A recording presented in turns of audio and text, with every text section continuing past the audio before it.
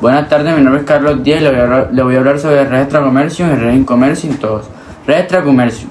La red extracomercio significa fuera del comercio, que comprende aquellos bienes que están fuera de los negocios jurídicos y por tanto no pueden ser objeto de la propiedad o posesión de una persona. La red incomercio. La red incomercio son las cosas que sí se pueden apropiar, todo lo contrario a la red extracomercio. Eran las que estaban dentro del comercio. Rea divini iuris. Los romanos entendían con esta expresión a las cosas que nadie puede llamarse propietario, ya que puramente tienen un destino al cual no pueden sustraerse. Res sacrae. Son los bienes destinados a los dioses superiores, tales como templos, altares, bosques sagrados, y que para adquirir esto era obligatorio la consagración pública.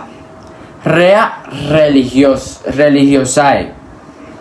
Son las destinadas a los dioses manes, como las tumbas, sepulcros y la tierra donde descansa el cadáver, objetos dirigidos a la consagración pública. Rea religiosae. Son las destinadas a los dioses manes, como las tumbas, sepulcros y la tierra donde descansa el cadáver, objetos dirigidos a la conservación y ornamento del difunto. Res sanctae. Son las que están colocadas bajo la protección de los dioses. Ejemplo: las puertas y murallas de la ciudad. Res humani iurus. Esta se divide en tres, que es la res comune, res public y res universitario. La res comune eran las cosas cuya propiedad no pertenecía a nadie. Ejemplo: el aire, el mar y la luz solar. La res publicae eran las cosas cuyo uso era común a todos, tales como las vías pretorianas o consulares. Y la res universitatis son las cosas destinadas al uso público de los habitantes de una comunidad. Ejemplo: los teatros, baños públicos y plazas. Muchas gracias. Buenas tardes, mi nombre es Natalia Besteiro Zavala y el día de hoy voy a hablar sobre la red incomercio. La red incomercio se divide en 6. Por su maternidad, por su movimiento, por su división, por su dependencia, por su esencia y por su determinación. Voy a hablar de la red incomercio por su maternidad y por su movimiento. Por su maternidad se dividen en 2, redes corporales y redes incorporales. Las redes corporales son todos aquellos bienes que podemos ver, tener o sentir, como lo pueden ser las monedas, las joyas o las estatuas, mientras que las redes incorporales es todo lo contrario, son todas aquellas cosas que no podemos ver, sentir o tener, como por ejemplo el viento.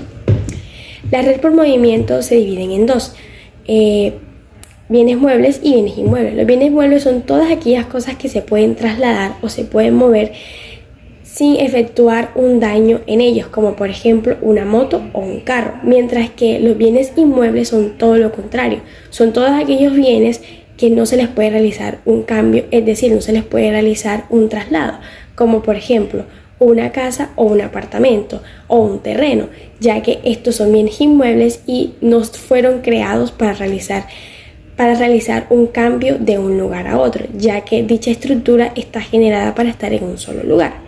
Muchísimas gracias. Las obligaciones divisibles son aquellas en las que la prestación se puede dividir.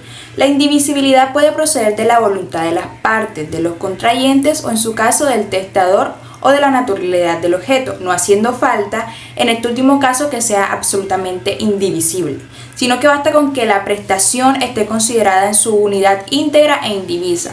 Las obligaciones indivisibles tienen una prestación que no es susceptible de división en fracciones menores. En las obligaciones de dar se entiende que no son divisibles aquellas en las que se debe dar un cuerpo cierto y las que no sean susceptibles de cumplimiento parcial.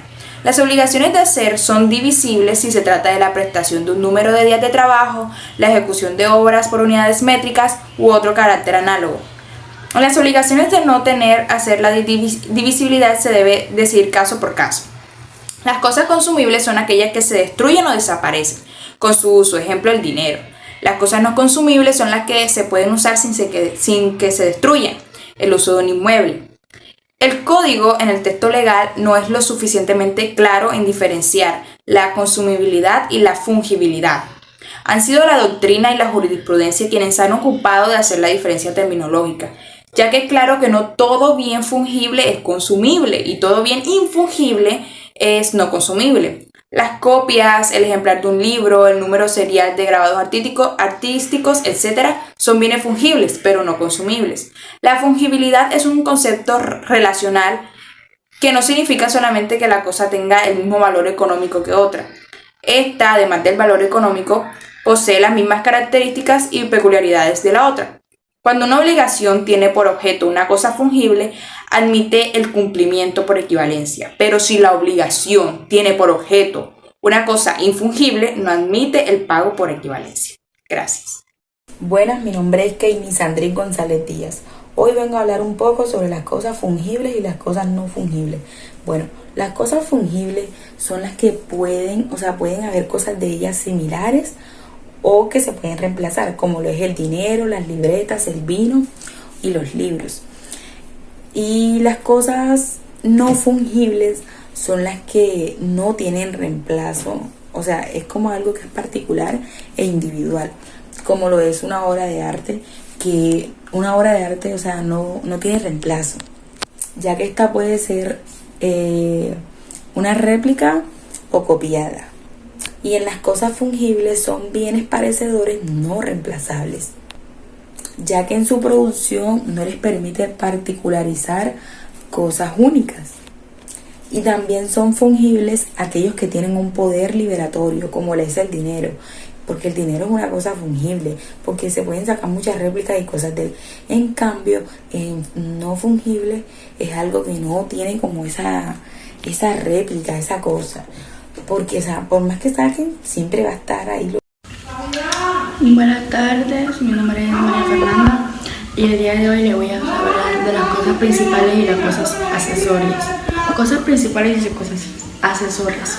Principales eran las que cuya existencia y naturaleza están determinadas por sí solas, sirviendo a las necesidades del hombre, y las accesorias las que estaban